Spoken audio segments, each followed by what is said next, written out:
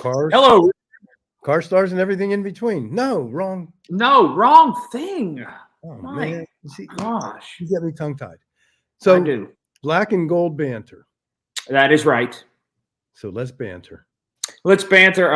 It's been a little while since we've talked. Matt Canada does not have a job anymore. Deontay Johnson is remorseful, and the Pittsburgh Steelers keep trucking, I guess is the best way to put it, right?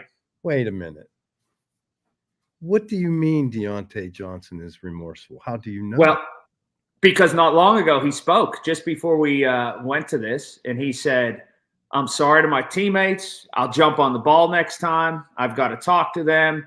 I have talked to them. Yeah. I didn't see that. When was that? Just 2 minutes ago. Just 2 minutes ago.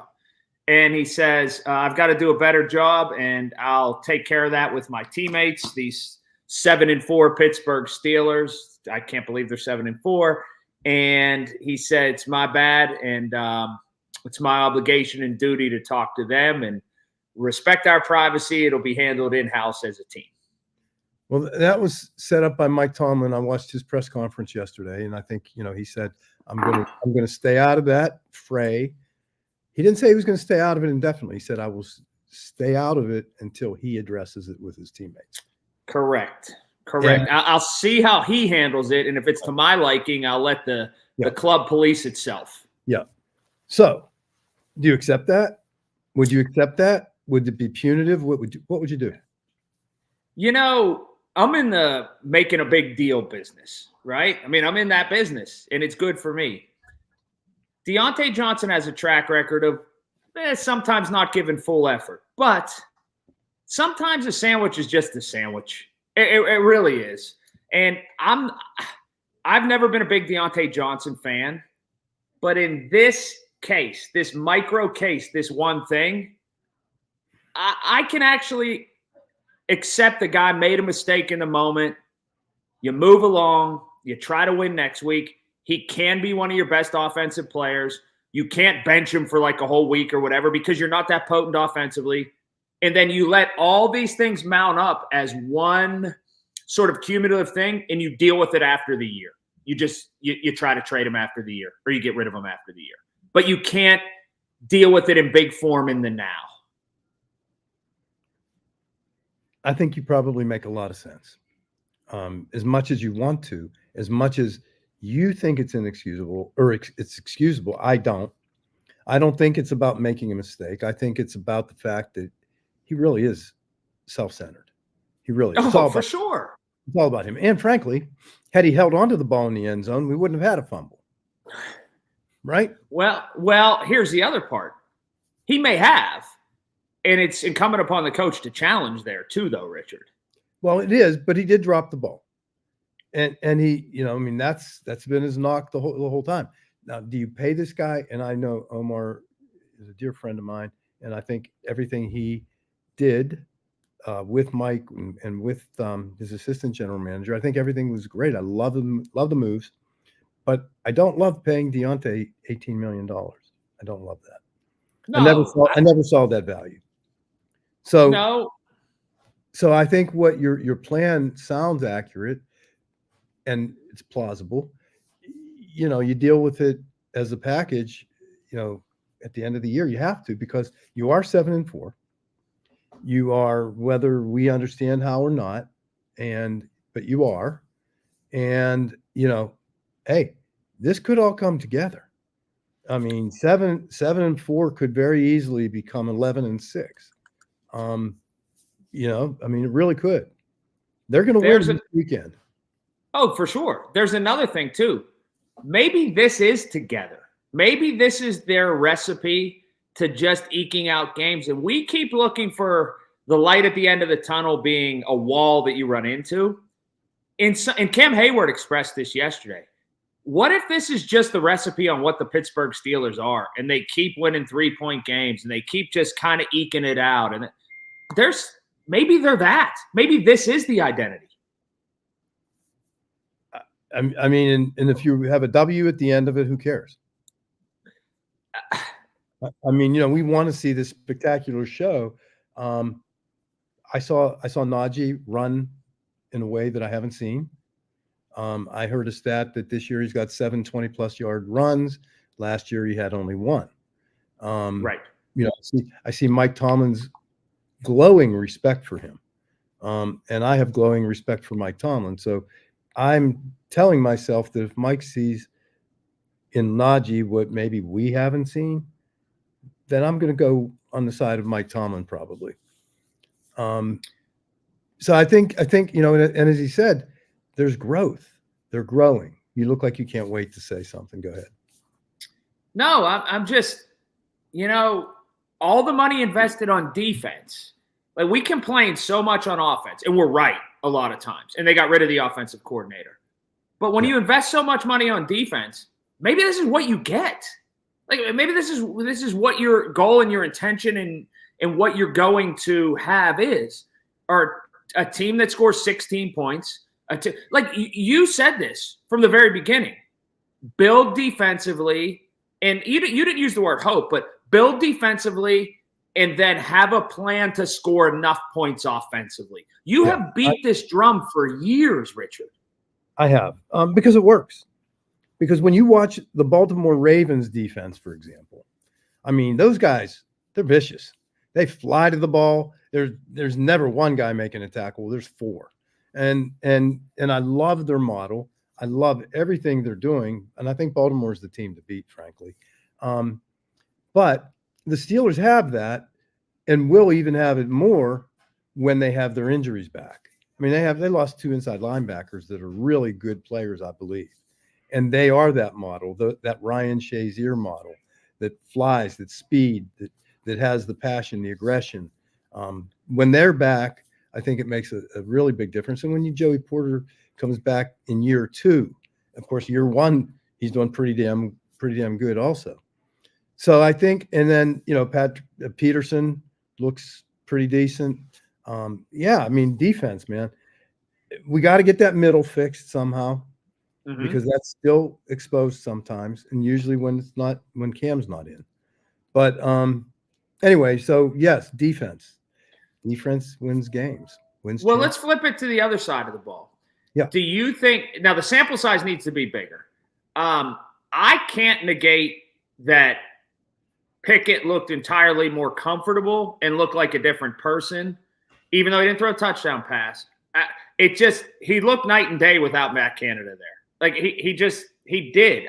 Again, the yields weren't there. It wasn't a gigantic game. The yardage was there. They only scored 16 points, but the yardage was there.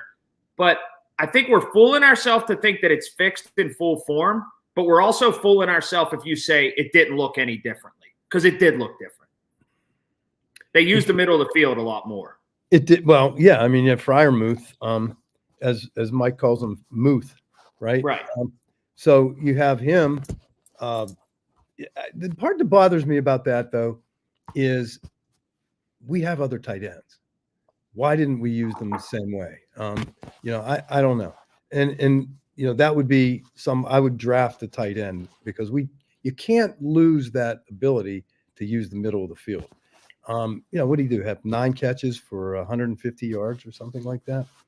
I mean, that's a pretty big number, but then at the expense of what? George Pickens had minuscule numbers. Deontay had minuscule numbers. Maybe if you don't have a third receiver, he's your guy that is your second, third receiver. I think it was a gigantic step in the correct direction. Do you think when they threw the football in the middle of the field on the very first play, that was a big thump and a slam at the door to Matt Canada? Yep. That was a statement piece. You think so? Absolutely. Well, I think it was, they're not expecting this from us because we don't do it. So what's the best play to maximize that's going to go against? They're going to stack the box. They're going to do this. They're going to do that. But we're going to use the middle of the field because they've never seen us use the middle of the field. So and ultimately it becomes that. But my question is to using your ability, your connections, and everything you do on a daily basis to ask you, what's the banter? What have you heard about Matt Canada's influence, positive or negative? Or what are people saying the biggest relief that Matt Canada's gone? What are you hearing? Well, I think what people are saying in that building is that they're allowed to open it up a little bit. But for me, there's apprehension there in that I just don't know how good this team is anyway, throwing the football down the field or being wide open. Like what we've seen them do the last 3 weeks is run the football pretty darn effectively. So maybe they're best at playing it close to the vest and taking a shot every once in a while. And that's probably their best, kind of their best remedy to get things done. I think what the big complaint was with Matt Canada was time and place and timing. He had no feel for an offense, when to take a shot, when not to take a shot. When it was, 2nd and 13, he'd run a screen pass, he'd run a swing pass and put him in a deeper hole. Like it felt like he was going to run whatever play in that situation, whether it was 2nd and 1 or whether it was 2nd and 14. And he had no feel for the game. That's the big, and he was not pliable at all. Like there was no way in which you were able to mold him like clay with his game plan. I mean, I understand that. I don't know about not having a feel for the game. He just had the wrong feel for the game. Yeah. And I think that, I mean, I've seen him. His choices never seem to make sense. And I mean, I'm going back. He's 2 quarterbacks with us, basically 3 with Trubisky. He was bad enough for Trubisky to get benched. Mm-hmm. Okay. And I'm talking about Canada was bad enough for that. He was bad enough to really, really not give Ben Roethlisberger the right last 2 years of his career. Because I think that, if in fact, because all I hear is rumor, and, you hear, well, Ben struggled, he was injured the last year or whatever, then create something around that or do something different. He was so, I mean, Al Michaels would say, he's throwing the ball 5 yards behind the sticks on 3rd down. Why would he do that? So we've seen he's got 3 quarterbacks that I believe he mismanaged. And when I say mismanaged, and he's the coordinator, that's his job. Well, I agree with you. The other thing too for me that screamed with Matt Canada is I've never seen a coordinator at any level that was more predictable on 1st down. They never won 1st down. There was never a chance on 1st down. 1st down turned into 2nd and 8 more than any team I've ever seen in my life. Well, honestly. And you know what, Colin, what happens when that happens, as you know, so they don't win 1st down. Now it's 2nd and 8, right? What are you going to do? You know that you're going to have to stack the box because they're coming and they're waiting for Najee. How many 2nd and longs did Najee get stood up for either no gain or a loss? Because they're waiting for it. And now we go to 3rd down, and of course it's 3rd and 8. What are you going to do? You're going to pass the ball, right? And so they're waiting for that. Every once in a while you might change it up, but that's who we are, and it starts with what you just said, winning 1st down. And that's why that first pass that you're talking about, not even as much as the fact that it was a surprise to them, but the fact that we did it, the fact that it was 1st down and we knocked it out of the park on 1st down. And that's, right, and that's at the time. It forced them to be on their heels the rest of the game. Like this could happen on 1st down. Yeah. So often Matt Canada forced an atmosphere where the dominoes fell and the defense was allowed to play offensively on 2nd and 3rd down. And it just wasn't, they never won 1st down. And I think that was my biggest takeaway from his tenure. But it will be interesting. You pointed this out about Arizona. Arizona's not a good football team. They haven't been a good football team. They've gone through a coaching change. The quarterback, I don't think, is ever going to succeed. And Kyler Murray, I think he's just always been too small. But this is one of those games where everything, and they're coming off a win, the Steelers are. Everything points to, okay, this, and it's at home. Walkover should be a win.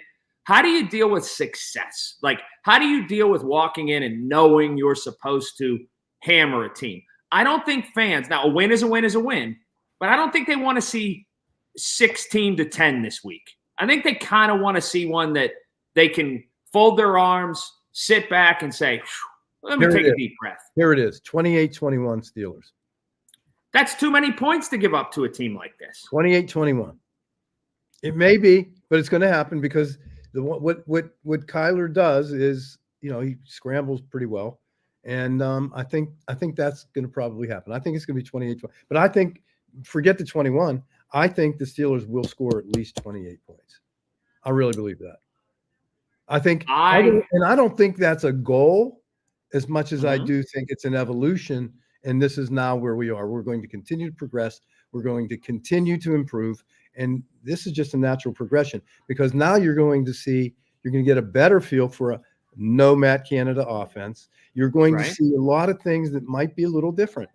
And I think the result of that, not the goal of that, but the result of that will be a 28-point game for the Steelers at least. I say 24-13 Steelers. You do? 24-13. I think the defense will be too good. They're overwhelmed. The Cardinals, who are pretty much, they already have their minds on their tee times. They're done. Their season's done between Thanksgiving and Christmas. They're already mailed it in. They're finished 24-13. You know what I hate about Kyler Murray? And it's just not anything really important, but what I don't like, he turns his back and spins so much, and I just don't think, I can't stand that. He's like Myron Cope used to call him a whirling dervish or a tamburitzin. People like that. You're right though about that. He seems to lose his equilibrium. Like, you don't know if he's going backward or forward. Try it sometime. Just get out and fake. You played ball. Just get out, drop back, and then flip around. It's exactly what you just said. You lose space. I mean, you lose perspective of where you are. And he does it all the time. I mean, I'd be dizzy. The only guy that's ever had success doing that was Fran Tarkenton way back. Yeah. I mean, really, if you think about it, like, nobody's ever done that by design and had success. Oh, man. So you have now you're bothering me a little bit. Having the Steelers giving up this much, because nobody will just be able to accept it's a win. They'll say the Steelers gave up 21 or 24 points or whatever to Arizona. Man, I hope they buckle it down. That'll be the talk Monday if it happens the way you drew it up. And that's okay. But that's okay, because that will force them now to focus a little bit on the defense and tune up whatever needs tuned up going into that final stretch. I mean, if we're 7-4, now we're 8-4, you only have 5 games left. Right. And the 5 games are big. The 5: New England, Indianapolis, Cincinnati, Seattle, and then at Baltimore. Okay. New England. I mean, come on, Bill, it's time for you to go. I mean, I love you, but got to go. So New England, who else? Indianapolis on a short week. Indianapolis, forget it. They have no chance at us. Or no. Excuse me. New England's on the short week coming up next. Yeah. That's a Thursday night game. Yes. Okay. So you have New England. That's a win. You have Indianapolis. That's a win. Who else? Cincinnati at home. Cincinnati at home is a win. At Seattle, all the way on the road. Seattle will spank them. That's a tough trip. And then at Baltimore. I don't think they're going to beat Baltimore at Baltimore. Baltimore is their toughest opponent. So, yes. So really, if you lose one of those games, what's your record? 12-5. Whew. What did I say at the beginning of the year? You said it. I said it was. I'm not going to admit it. But you said a 12 or 13 win team, and I said you were crazy. I know, but now it's within grasp. And yeah, now, that's why I'm not going to admit it. But you see, and no, everybody's out on Kenny Pickett, but watch what happens with Kenny in this evolution, because I know it was preseason, but he played pretty well, which tells me he has the ability to do that. Okay. And once he gets comfortable where regular season is no different than preseason for him, and he's that comfort level, he can do it. And so you come back to a 12-5. I'm going to tell you, you're either 11-6 or 12-5, guaranteed. If they're not that, it's a disappointment at this point. And then what? Does that get them a wild card? Because Baltimore would still win the division, right? Yeah, well, yeah, but it depends on what the other team. I mean, they could be a 5th seed. Really, it depends on what the record is. When do they get to Baltimore? When would they have to play Baltimore? Second round, maybe. It depends on who would win and how it would all shuffle back. Because Baltimore is going to be tough.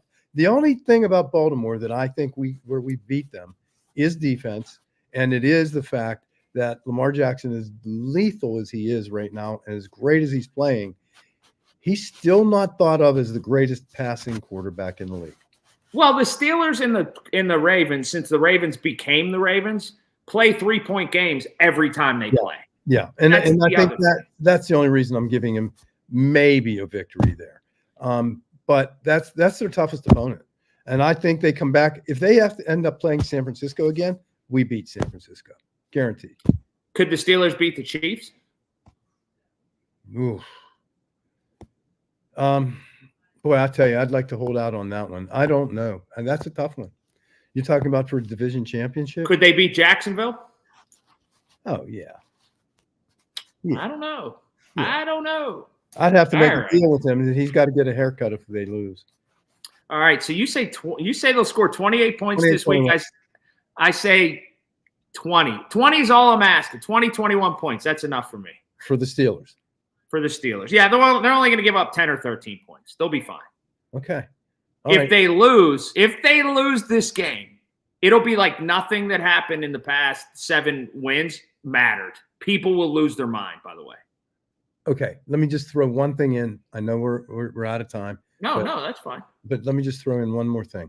It has to do with University of Pittsburgh. Frank Signetti, also fired. Yeah. Right? What's up with that? What do you think? And then come back to the quarterback situation. What's going to happen with Phil Jurkovec? It just didn't go the way as planned. I think when they hired Frank and Phil came in here, I don't think anybody had any idea how beat up Phil's body was. Do you think do you think he really was or is? He's a big man. He's a gigantic man. He's big. And when you have nagging injuries like that, it's longer to come back from them than if you're a smaller person. It just is. What specifically are you referencing? What nagging injuries did he have? Just everything.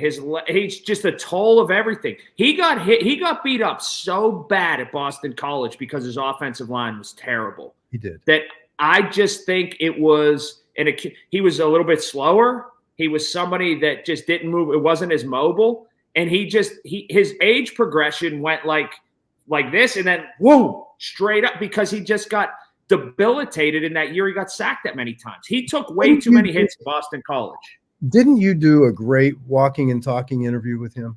I did. And I thought, okay, he's going to be really good. His season's going to be great. And the thing is, like, Signetti's future was going to be tied to Phil's no matter what. And it just didn't work out. Like, some things work out, some things don't. And I think no one saw this coming, and it's kind of sadly what happened. So what do you do if you're Pat Narduzzi? I hire the same thing I do if I'm Mike Tomlin. The same exact thing if I'm Mike Tomlin. I hire, and I'm not ageist by any stretch. I don't hire anybody old. I don't hire some guy's resume. He's been at 40 different stops.